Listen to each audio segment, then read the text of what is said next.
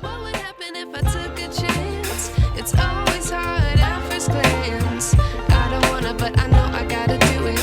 The truth is hard to swallow. I think I'll chew it. A few years ago, I started writing a fictitious story based on my time as an educator. It is called Taught, and the story was partially inspired out of anger and frustration fueled by burnout. Okay, actually, it was more than partially inspired by anger and frustration. But Taught has also become a vehicle for me to tell what I thought at the time, and in some ways continue to think, was and is the real story of teaching. I now realize that my perspective is not everyone's perspective, but there are some pieces of Taught that resonated with many educators. This podcast is an extension of that story, and I, a former teacher, will interview other educators asking them to share how they really feel about the current state of education. Why are so many teachers burn out? Why are so many, like me, leaving the field? We likely won't solve any problems or come up with any solutions, but we can create a community of voices that maybe begin the conversation around how educators can take back teaching. I'm Melissa LaFour. Welcome to Taught, the podcast.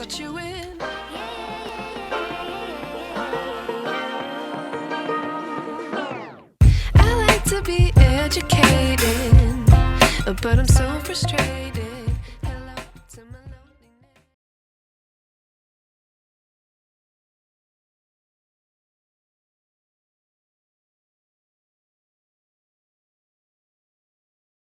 So It is. And like I said, I just did a rant about this a few days ago about, somebody's got to win in every exchange. And yeah. I do think, so this is going to kind of lead me into my next question. I feel like that is something that has changed in my lifetime.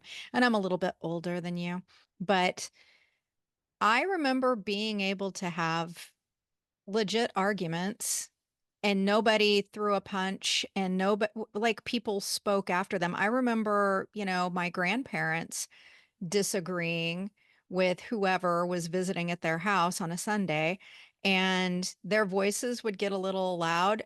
And then later, everybody hugged each other and went home. And that was Right. that. And boy, that seems to have been lost. So Yeah.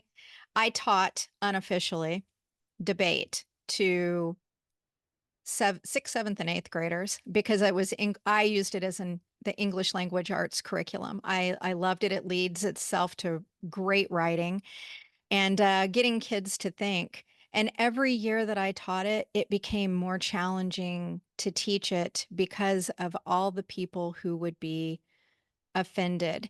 And when I left that job, I didn't take that with me. I wanted to. I wanted to continue to teach kids to have those conversations, but I felt as an educator that I was putting my own career on the line by continuing to encourage kids to talk about controversial things in the classroom because there are so many opinions and what have you. And I do think the sciences, well, I guess you could argue either way. I was going to say the sciences, it's a little bit easier to keep things black and white. And that depends on what lens you look at it through, really. Uh, English, we do a lot of analysis and we do a lot of opinions. And so I always felt like debate was a good fit there.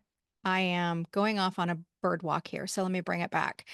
Um, in my time, these are just a couple of the changes that I have seen in terms of education. Now, I don't think I would go into a middle school or high school classroom and say, "Hey, let's talk about the Supreme Court's decision on abortion." I think I would do everything I could to steer clear of that topic. Um, so what are some of the things that you have seen throughout your career that maybe at the beginning you felt comfortable with and now you don't, or, anything that No, you've seen that's changed like that? yeah, you bring up a great point. It's amazing to me how when I tell students that, I want you guys to argue, that they feel like I'm doing them a disservice. Argumentation is a a great way to learn. If you come to the table with ideas, theories, evidences, and you argue with somebody based on those things, when you get to a conclusion or when you get to a point where the argument ends, it is hopeful that you have reached some sort of better understanding of things. And, I think that the word argumentation now has a negative connotation. It didn't always. And even when I started teaching, I used to flat out say, we're going to use argument as a method of understanding. One thing that has definitely changed is just, in general, students, I don't want to go back to the phones, but you worry about students recording things that you say. There are laws in the state of Florida that allow students to do that. So, in particular, I started teaching about psychedelics because a few reasons. Probably the biggest reason is that there's so much going on in the world with these things that I want my young students, especially the medical route students, to really start thinking about these things from an evidence point of view. But I have to be careful that when I'm teaching about these things in the classroom, that I'm not saying something that a student may try to record and use against me. Yeah. I've seen it happen before. I think one of the only reasons I don't worry too much is that I personally don't say things that I think are inappropriate. I mean, I've even read my feedback from the students at the end of the semester. One of my favorite was, we were really frustrated with Dr. Lichter because he never tells us his opinions on psychedelics. I'm like, if they can pick up on the fact that I am consciously, because I do recognize it as the figure in the front of the room, that they're not just learning from you, but they're also modeling your behavior. So if I went up there and said, do this, legalize this, or prohibit this, they might walk away and go, oh, okay, we should legalize this or prohibit this. And that's not what I want them to do. I want them to kind of, instead I'll say, let's read this paper. What did you think? What was the evidence provided? What was the methods? What are the criticisms? I'll go back and write, a piece that argues, in favor of either the criticisms or the support. But I do think that there is a fear that students might record something that you're saying, and so faculty are sometimes a little bit more reserved. And just in general, I mean, I'm going to go back to it. I think besides the recording, my biggest concern is that I'm just not as interesting as the phone. If you think about, I remember when I started, I had a flip phone, and I used to have students that made fun of me because the iPhone had come out back in like 2010, and I was still using a flip phone until like 2012 or 2013. But now you have like short video clips, right? These reels that suck you in. It's like almost like watching television, but 24/7. And it's just not, it's so hard to compete with a curated video that has somebody spent hours on. Classes can be slow to kind of get going. And I'm just not as competitive with the telephone. And I know that. In the beginning, I had a policy very early on that like you couldn't be on your phones at all, but I learned pretty quickly that that doesn't work either, because being prohibitive only made some people want to do it more, or it just made them angry. It didn't help. And then we started realizing we could use the phones as tools for digging onto the internet and finding information. So yeah, I think one of the biggest things is just the fighting against that phone generation. It would be great And I often think about just creating a class where I just don't let them use it at all. And it doesn't have to be negative prohibitively. It just has to be understood. This is what it is, become I a Lichter. totally think you should do this. And I will tell you why. And I cannot think of her name. It's Laura or Laurie something, the lady who does the happiness lab.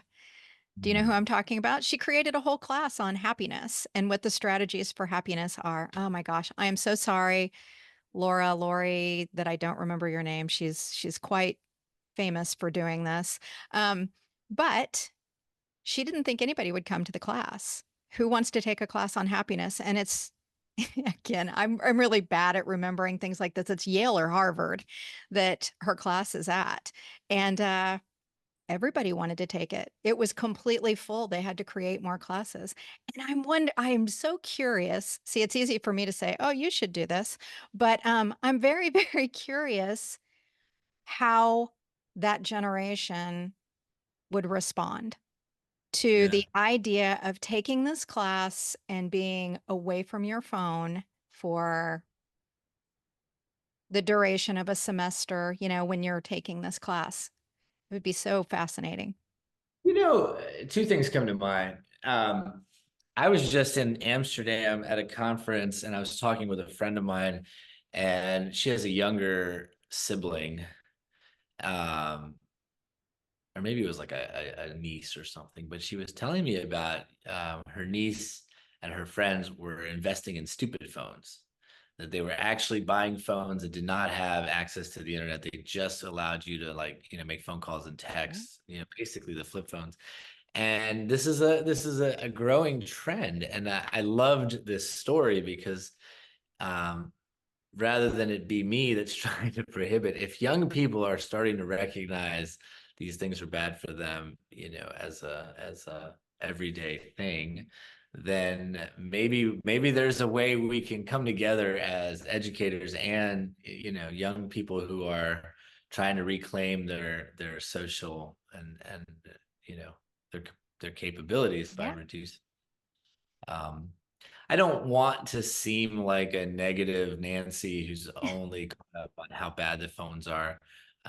But if I am very honest with you, I think all educators battle this because, when we were kids, even though you and I may be slightly different in age, we probably had the same thing. Like, you couldn't bring your television to school. So you only watched it when you were home. And when you were at school, you played with your friends. Maybe you doodled, maybe you had a pen and paper, and maybe on the sides of your sheet you were not fully focused. But it's different than having like the television in your pocket and watching it 24/7 and just rewiring the brain to just want that. Um, and I Well, think I that's think the that's some of the research that they've done on this, that when the phone is there, there's an addictive quality to it. So then yeah, to expect the adolescent brain to overcome that addiction in the moment is really a big ask. yeah, yeah. Um, All right, since I don't want to talk about phones anymore, we should think about other directions I can take the Okay. podcast. So, well, I also want to say this may be changing on a different level because I know that in the Seattle area, one school's done it, multiple schools are expected to do it. They are doing a cell phone ban for this upcoming school year. So, more to come. We'll see how that goes. Okay. So, let's move us towards the end of this so I don't keep you on here all day. You're a very interesting guy. I could talk to you all day. And I could talk to you about the psychedelics too, because we have a friend who's really into shuhaska, but we won't go there either. Well, I mean that there is one thing to be said about that, and I think the reason I started teaching about it, as I mentioned, was that I saw this vacuum of information, but it was also that um, I had been teaching for 10 years, and maybe I was looking for something else to do that would be interesting. I teach in the honors college, and I've been teaching there for a long time, but they had space for making courses.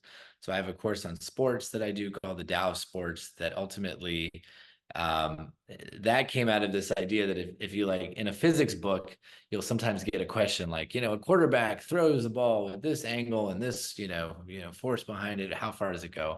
And I thought to myself, there's way more you can learn about life through sports than just, one physics problem. Oh, So we use sports as like the vector by which we study psychology, philosophy, nutrition, and then I have my students like run a 10K and kind of experience um, a training plan, an endurance event, and it's really a great course. And then I also created the psychedelics course, and so these were kind of like, how does an educator defy burnout?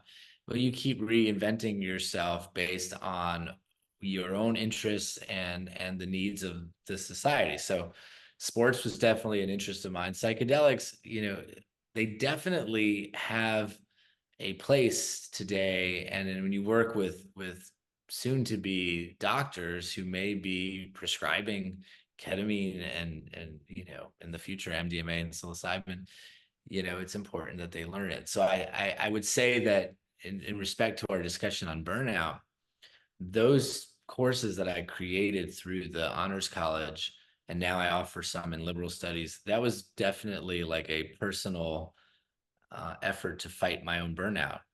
yeah. And it's been probably the best decision I made, because now I have, my chemistry interests, my pre-med interests, and then these other interests. And I go to conferences, I present on things, I meet with people, and it keeps things interesting. So Well, actually, there's this trauma burnout connection. And one of the things that comes up when we're talking about trauma is psychedelics, because and I'm not going to even speak to a professional about this, but this is my little piece that I have read somewhere that I can't quote to you where, is that psychedelics are being used more and more for people who experience trauma very effectively. And I mentioned we have a friend, and I like that you mentioned also that you don't give your opinion. I also was the same way, obviously during elections, but also with any of the debates. And I would say, the point is that you can debate either side. And yeah. so that's my view, is whether or not you're debating that side well. But when it comes to the psychedelics thing, I really felt what you were saying, because we have had very normal, not just informative discussions with this friend of ours who periodically, does ayahuasca. My husband's from Brazil, so I'd say it's a little more common for people in Brazil to run into other people who, ex- you know, do this kind of thing. But it's never been a uh, inflammatory conversation either direction. It's just Yeah. normal. This is what he does. So even though I don't like to give my opinion in class, I'll give my opinion here. Um, I think our drug policies and our drug war and our drug education have been pretty misguided for the last 20 or 30 years. We're seeing a lot of changes. We're seeing, obviously cannabis is probably the first that, it's now legal medicinally almost everywhere, and recreationally, more than half of the states have that. Um, so that shift is basically different than when I grew up. And the recognition is these things are not necessarily going to ruin your life. They're not any, cannabis is really not that far off from alcohol. If in some ways it may be even better in that it doesn't tend to be uh, linked to violent behavior or to as much crime as perhaps alcohol or other drugs are. But with psychedelics, one of the things that's probably the most important is, number one, these are non-physically addictive. And so there's not really a risk of, not all psychedelics are designed the same. Some of them are lumped into the category, even though they don't even look chemically similar. Um, but because they're not physically addictive, the risk that somebody is going to take, LSD or psilocybin and then continue to take it and ruin their life, it's just not physically possible. I mean, it's not likely. Um, but what we're finding is that when we go back to the evidences prior to the Controlled Substance Act of 1970, there was a lot of research being done on psychedelics and things like alcoholism, things like trauma, things like depression. And I'm reading a fabulous book right now. In fact, if your audience is interested, this book that just came out called Psychedelic Outlaws by Joanna Kempner. And it's basically a group of people that were suffering from cluster headaches in the 90s that had started experimenting with psychedelics and recognizing that it actually reduced their cluster headaches. And these cluster headaches, these are not like migraines or regular headaches. These are like people talk about committing suicide, having these. And the history books will show you, if you look carefully, that this group called the Cluster Busters, that had like an online page and everything in the late 90s, they recognized the benefit of this thing, and specifically low dose. So you're not necessarily having to have like a mystical experience, in order to get the medical benefit. But there are things that, because of our very prohibitive policy, we're not able to study these things. And I don't particularly believe, it's not my opinion that psychedelics are a panacea and that everybody's going to be happy and not suffer from trauma because of them. But just the prohibition has limited our ability to kind of experiment and understand them better. Um, and you have to understand the historical context, because in the 60s we had race issues, we had war issues, we had civil rights issues, lots of stuff, and it got lumped in there. People were using these things because they were not illegal, got out of hand for the public. It became a weaponized political issue. But now, we're 60 years removed from the 60s. People are suffering from things that maybe can be helped by these compounds. We need to learn to consider a path forward that is, again, a middleist perspective. And I think this is where, even when I teach this stuff, I've been noticing one of my biggest objectives is to de-escalate polarization of views. So you have kids that come in that, they'll say, oh, psychedelics are going to cure depression and they're going to, cure PTSD. I saw it on the news. That's how they work. And I have to tell those people, well, how do you know that? There's some clinical trials. You're hearing it from friends. You're hearing it from the news. Let's look more carefully at the information. Clinical trials don't necessarily have more than maybe 15 people in a trial. And we have billions of people in the world. How much can you put faith into that?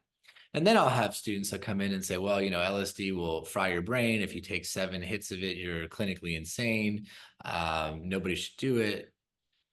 And I say to them, well, where did you get that information from?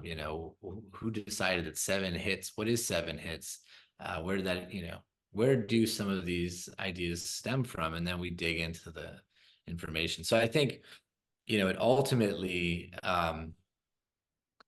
it's important in the discussion on anything to kind of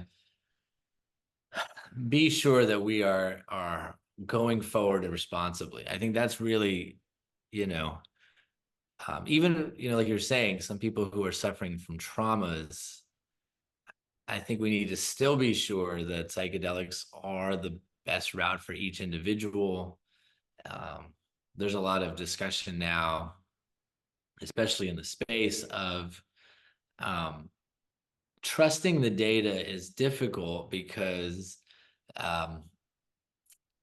well, there's a bunch of reasons, but one reason is a lot of people who do the research may be psychedelically inclined to do so, meaning they had an experience in their life, it was positive, they become a researcher, and now every bit of their research tends towards the positive. Most people who have been in the space know that there can be negative experiences and there can be traumatization from a psychedelic experience. That's not completely unheard of. There's this whole idea of double-blind, random controlled trials. This is sort of the gold standard in pharmacology, where neither the participant of a trial nor an experimenter knows what drug someone's taking. But that's basically thrown out the window when you do psychedelic research, because the minute you give somebody LSD, it's very obvious that they are under the influence. So some of the questions of validity, this becomes a big part of my course, as to how we can go forward trusting information. Is there a way we can deal with blinding? And these are big questions that, not just in my classroom, but in this world in general. So, In many areas, right? I mean, I love this class, less about the psychedelics and more about the just making people think about why they think the things they think. right. Because there are definitely, again, going on my tangent here, but there's not enough of that. We have stuff thrown out at us that we just take at face value. So that's amazing that that you're having them actually think about those things. Right. So I'll give you a great example. It goes back to the discussion about race. There was a lot of people in the psychedelics that go, there's not a lot of African American participants in clinical trials. We need to increase that. Well, the actual response to that is there's not a lot of African Americans in almost any medical pharmaceutical clinical trials. This is a national problem that has more to do with our system of uh, drug development and research that oftentimes is in itself a broken problem, not specific to psychedelics. So when I talk with students, we often try to understand problems on a more uh, nuanced or a deeper level, because you can kind of look at something on the surface and spend your whole time kind of wading in the surface level. But um, I do try to get a little bit more deep with my students. So I appreciate that as a former educator. Okay, so switching gears once again, I'm going to give you a imaginary magic wand. What is Mhm. the one thing that you would change today to improve education as a system? God, what would I do to change education in the system? I would require physical education at every level, and that includes university. I think this is probably one of my biggest complaints, is that a lot of kids leave high school where they played sports and then they come to college and there's just not a requirement of it. And the obviously the cliche freshman 15, comes from something like you basically take young people and convince them, no, you just have to be in classes and stay up late. And so I would, if I had a magic wand, I would require physical education at every level. This may surprise you. The rinky dink university that I went to, I graduated in 2008. I told you I went later in life. Ottawa University, Ottawa, Kansas, had a requirement. Get out of here. As a middle aged woman, I was forced to take golf with a bunch of college kids. However, I finally learned how to play golf. So that was nice. And the other one that I took was karate.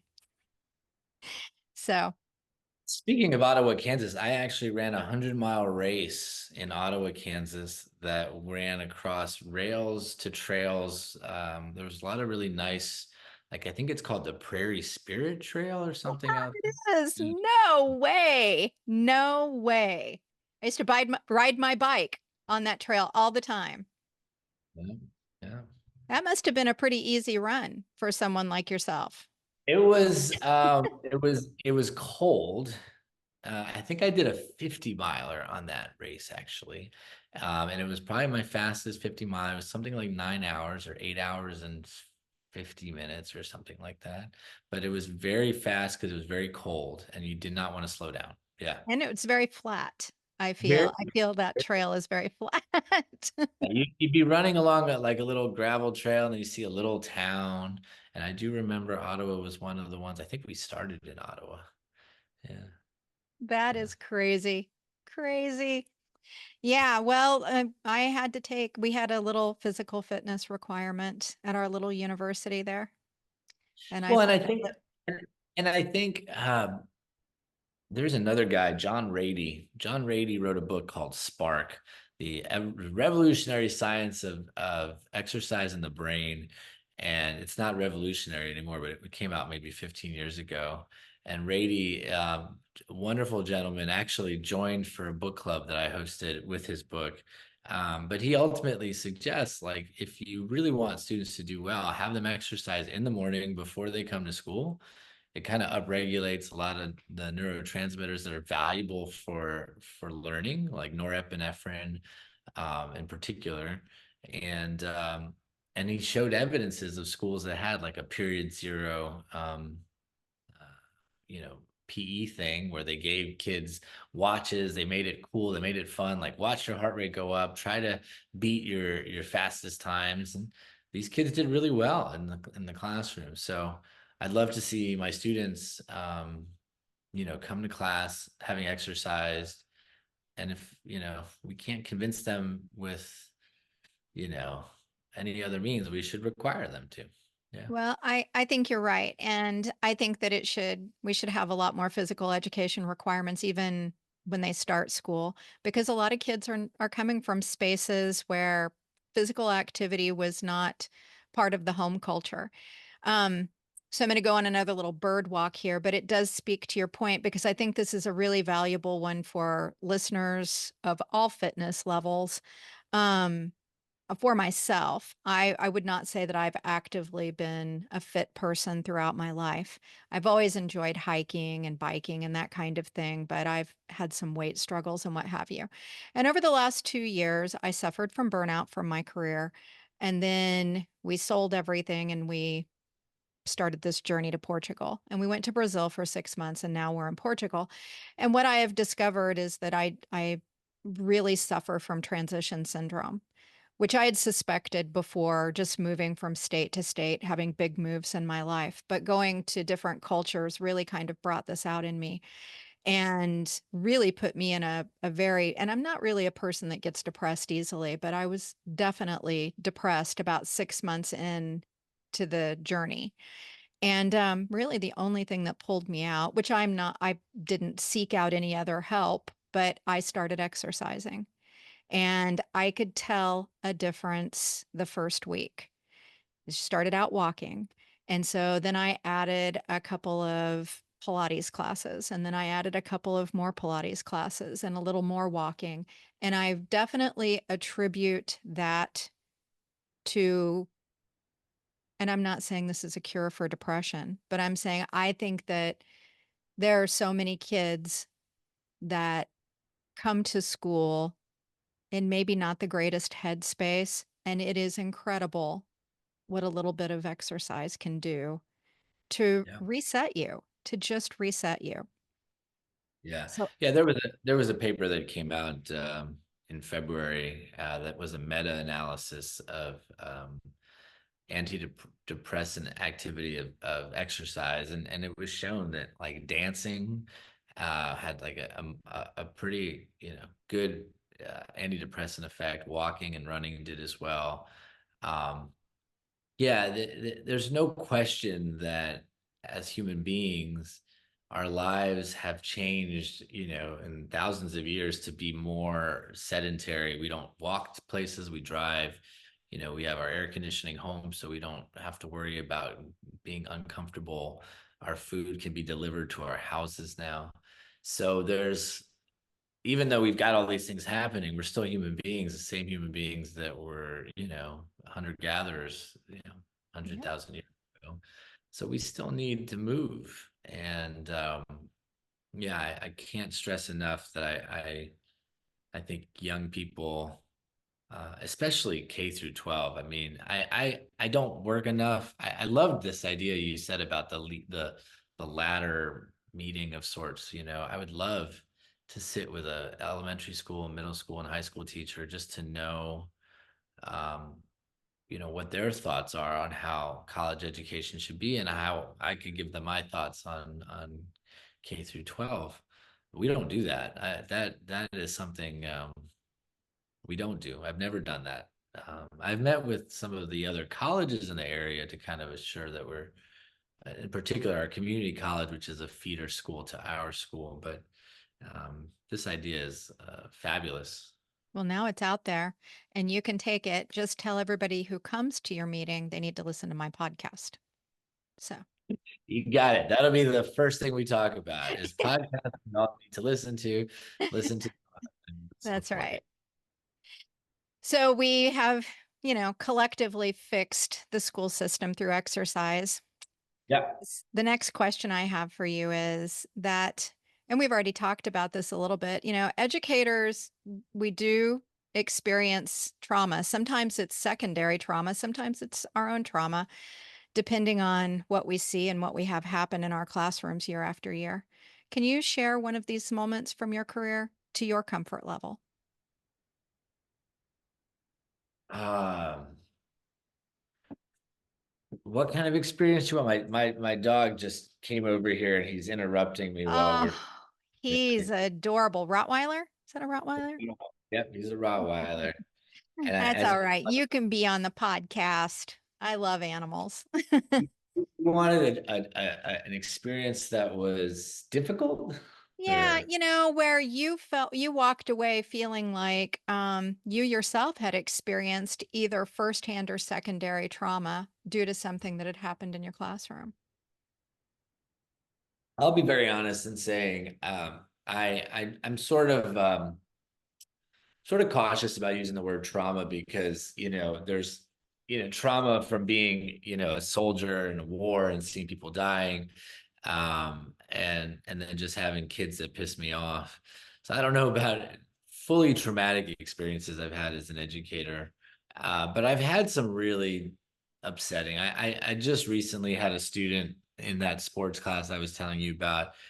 He faked a marathon, and so I give the students an opportunity in the course to run a 10K, and then I make some additional uh, extensions that they can do extra credit if they run a half marathon or a full marathon.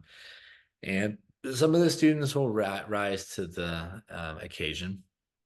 This particular student, now I have them post all of their workouts on a social media site called Strava. It's basically it's an athletic social media site that instead of just posting pictures, you actually post your workouts, and it can connect with a phone app that can kind of measure by GPS if you're running or biking or swimming or anything. So the gentleman posted that he did a 5-hour marathon, which is not particularly fast, but I didn't notice it in class. Some of the students were congratulating him, and I pulled it up on the screen, and I could see that the first 6 miles he had done in like 14 minute per mile, and then the last 20 got progressively faster from about a 7 minute mile to a 6 minute mile. Now, just for frame of reference, my fastest mile, which is a 1 mile run recently, would be about a 6 flat.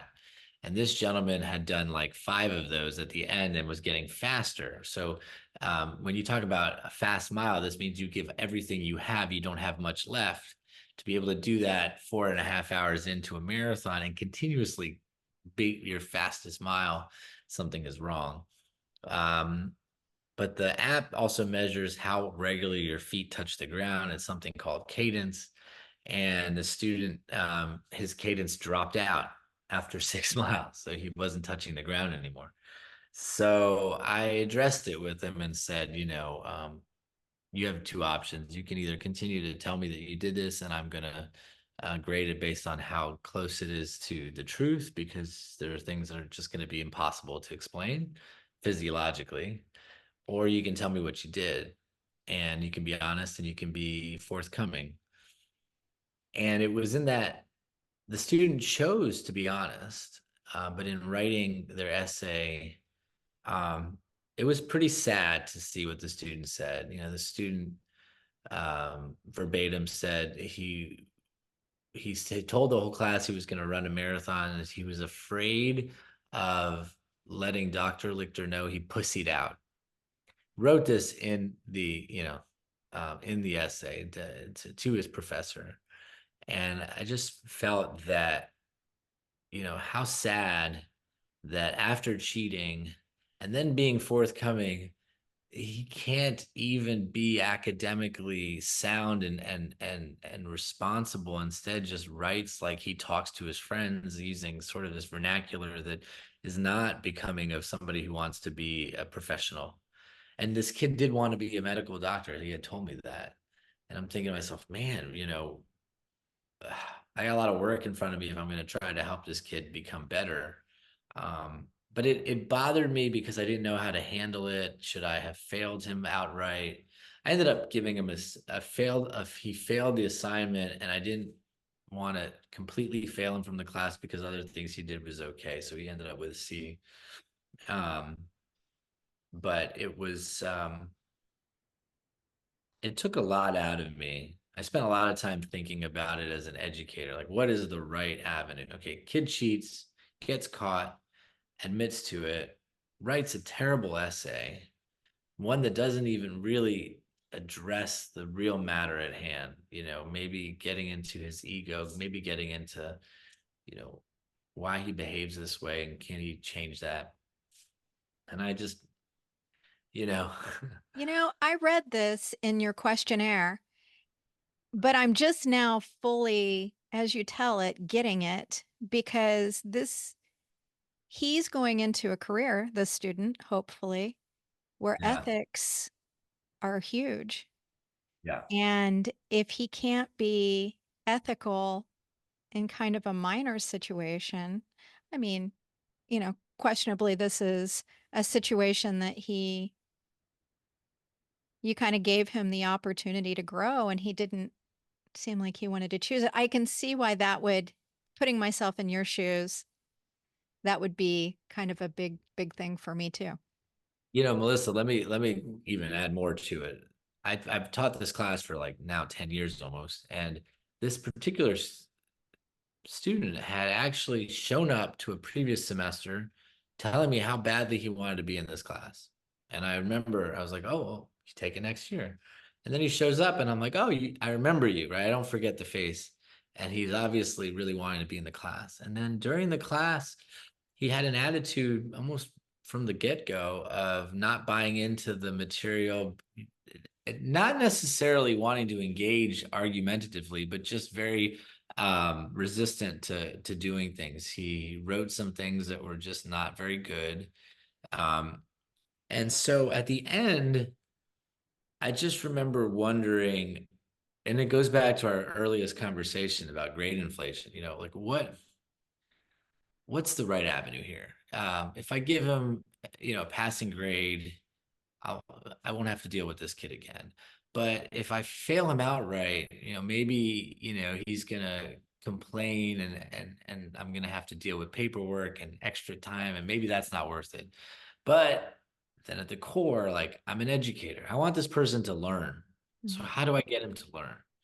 And that's why I gave him the option to write what he did. And then I required him to meet with the dean of the honors college. I set a meeting for him and the dean, and I think the dean kind of scared him a little bit. Um, but yeah, it was just this, it goes back to the original stuff about, quiet quitting.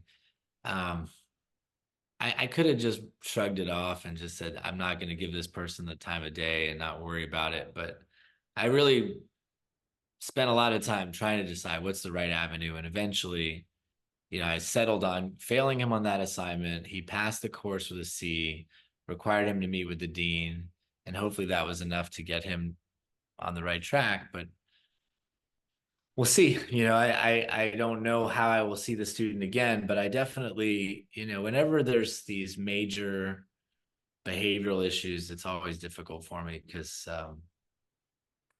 you hope as an educator you can just focus on the learning, not on the discipline, but Yeah. sometimes you need them too.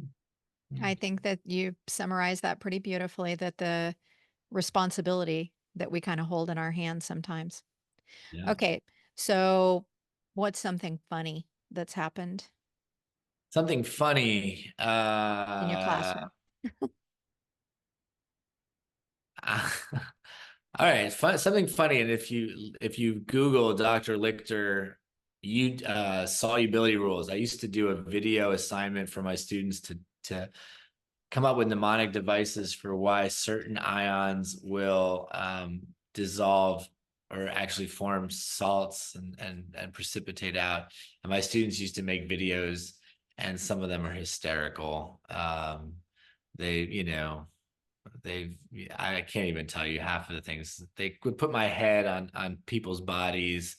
uh, I back then, this is 10 years ago. I guess I was Rick rolled, right? They had put me on the body of Rick Astley singing Never Gonna Give You Up. um they did some funny things, and I used to enjoy that a lot. It was kind of not so educational, even though I eventually did publish a paper about using, this is so funny, 2012, there's a paper that I published that says using YouTube as a method of learning. I mean, the using YouTube to learn solubility rules. This was how early on in the world, like using YouTube as a platform to learn, right? I actually had to publish a paper on how you could use YouTube to learn in Well, 2012. now Um, I am definitely going to have to link that in the show notes so we sure, can sure, see yeah. you singing, never going to give you up. So, It's out there. It's out there. It's funny. Yeah. and finally, brings us kind of to the end here. Um, I like to think that all educators have those moments where we're like, I am on fire. I am the greatest educator today, this class, whatever. I like to call it a glow moment. Can you think of one of yours that you can share with us? Yeah. I mean, there's a lot. As much as I have maybe complained during our podcast, I have walked out, in particular with the psychedelics class. I've developed a lot of relationships with some researchers that are, working in places like Johns Hopkins and some of the world's experts on psychedelics. And I brought them to class. Some have actually gone to dinner with the students, some have just zoomed in. And I remember walking out of one classroom and just hearing somebody say, like, wow, that was like so incredible that we were able to connect with so and so. How cool that we were able to be connected with somebody as important as this person. And I was just reminded that, like, yeah, I have the capacity, I have the privilege of being able to help young people and connect them with people that are very, prominent. And so, yeah, those are moments I really like being an educator. That's the best when you step outside the classroom and you hear somebody talking about your class in a good way. I've had it happen both ways. I prefer the good stuff, but Yeah. There's a web page. I tell this story a lot. There's a web page called Rate My Professor. And when I started teaching, I didn't really know about it, but I was at a family dinner, and one of my younger cousins said, "Oh, Joey, are you on Rate My Professor?" And I'm like, "I don't even know what that is." And my mom was in the room, and she said, "Oh, what's Rate My Professor?" And so that my parents they kind of have like a computer room. Like, they don't have a laptop. They have the room with the desktop computer, probably in the 90s or whatever, a gateway computer. I don't know.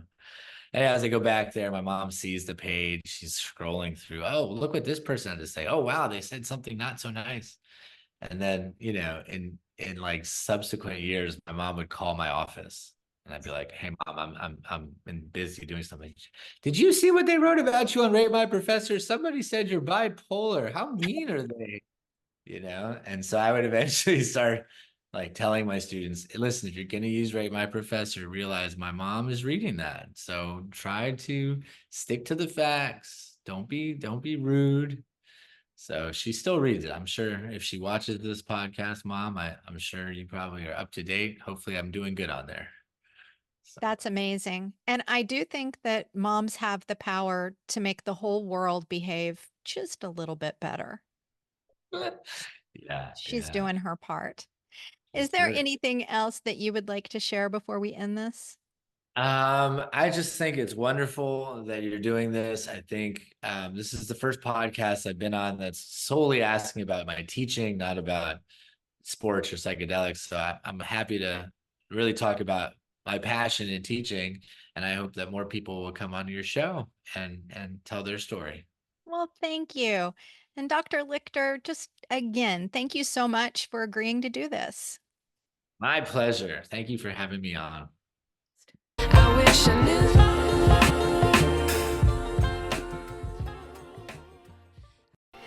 Today's episode was produced and edited by me. The theme music is by Otis McDonald featuring Joni Inez. If you know someone who might enjoy these conversations, please share the podcast episodes as much and as often as you can.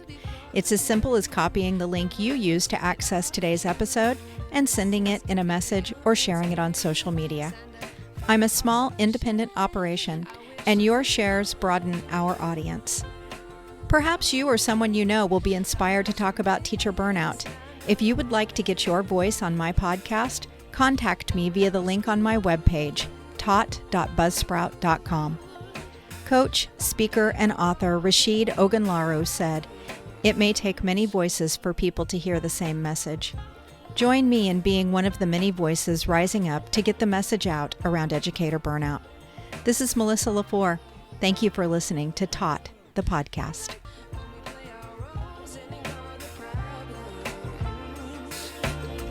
I wish I knew.